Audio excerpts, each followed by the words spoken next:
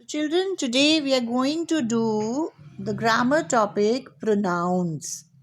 So, this is a new topic, and if you see the name pronoun, it has a topic of grammar which we have already done, and that is nouns. So, pronouns are related with nouns. So, let us see what pronouns are. A pronoun is a word that takes the place of a noun or nouns in a sentence. So, children, nouns you understand very well, and how we use the nouns. This also you are clear about the thing. Now, pronoun is a word which we can replace it with a noun. So, it can be used in the place of a noun or nouns in a sentence. So, nouns are the basically the names, the naming words of person, place, animal, or thing, right? So pronouns can be used in place of nouns. So now let us see how we can replace the nouns with pronouns. The words I, you, he, she, it, we, and they are pronouns that come in the naming part of a sentence. So children, words I, you, he, she, it, we, and they. So these are the pronouns which we can replace in the naming part of a sentence. For example, I means whenever you want to tell something about yourself, about a person. So all these are replaced with the nouns like you, he, she, it, we. Suppose we are talking about some person and we are saying that Ram is a good boy. Ram is very kind. Ram always helps others. So now instead of saying Ram again and again, he can be used in place of Ram. Like Ram is a good boy.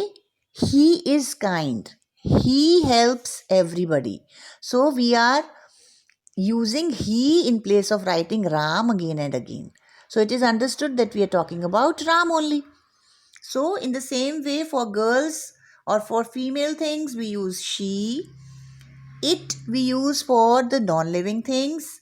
We use for plural, and they also we use for the plural things. Understood? Now see, singular nouns are he, she, and it, and I, of course. And plural nouns are we and they. So these are the pronouns which are replaced by the singular nouns. Okay, if there is a singular noun, it means there is a boy, there is a girl, there is a baby, there is an animal, but it is singular. Then we can use he, she, or it. But if the noun is plural, there are children, there are boys, there are girls, then we can use we or they. Pronoun you is used both for singular and plural pronouns. See, you is such a word which we can use for many also and for one also, right? So it can be used for both singular and plural nouns. The pronoun you is used for both singular and plural nouns. It is an important game. You must play as a team. Now, as a team, there are so many people in a team, members in a team, but we are using you for a team. So, team is a plural thing, but you is used. So, you is used both with singular and plural nouns.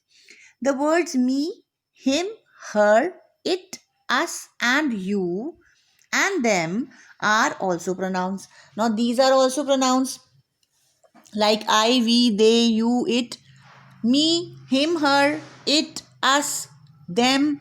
These are also pronouns. But they come in the telling part of the sentence.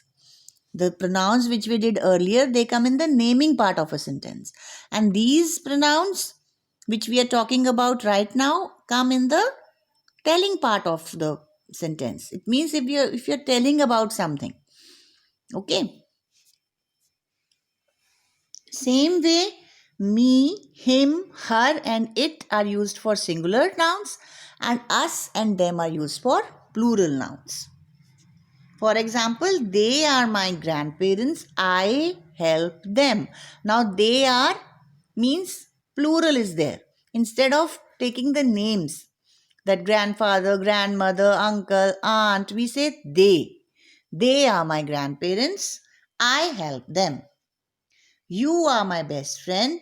I like to play with you. So these are the examples of pronouns. So when we will do the exercises, children, then we will be more clear how we have to use and where we have to use which pronoun. Basically, the thing which you should remember is that pronouns are the words which are replaced by the nouns, which can be replaced by the nouns.